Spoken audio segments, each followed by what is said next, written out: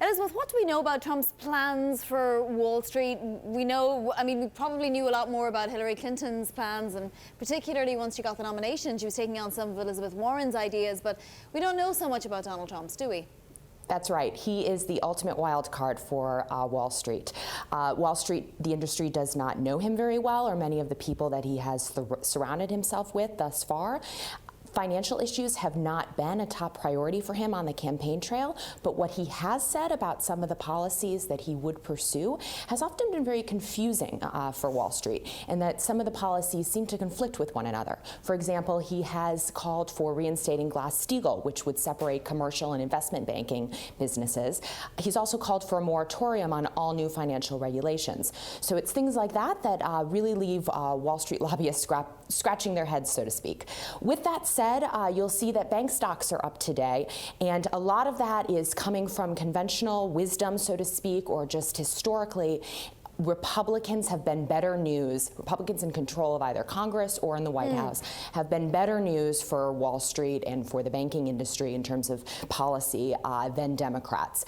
So there's speculation that that could open the door for deregulation, or at the very least put Wall Street on the offense instead of the defense here in Washington. But a lot remains unclear. One of the questions is, what does Donald Trump do to or about the Federal Reserve? Does he support efforts to rein them in and change their regulatory role? And then the supervisory committee of the various regulators that oversees the financial system, what does he do to that group? It's a great question, both of those, and something a lot of people here in Washington are asking about.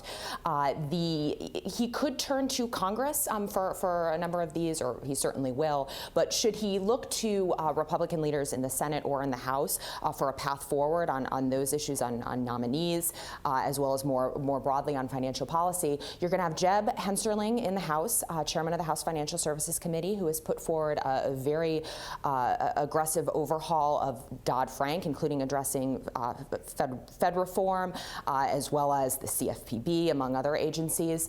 In the Senate, you've got Mike Crapo from Idaho, who will be taking over the Senate Banking Committee.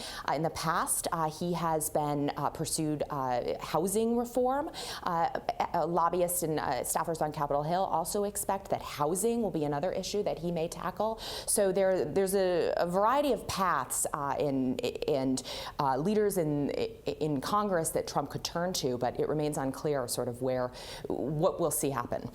Elizabeth, Wall Street didn't exactly embrace Donald Trump and didn't exactly fund his campaign all that richly either. Will he take revenge in any way? Oh boy, that's a good question. That remains unclear as well, in that, he said he would say things about kind of going after Wall Street, and he certainly criticized Hillary Clinton's ties and support from the financial industry. But then you look at the makeup of his own economic advisors, and a lot of them do come from hedge funds. So that also remains a wild card and unclear.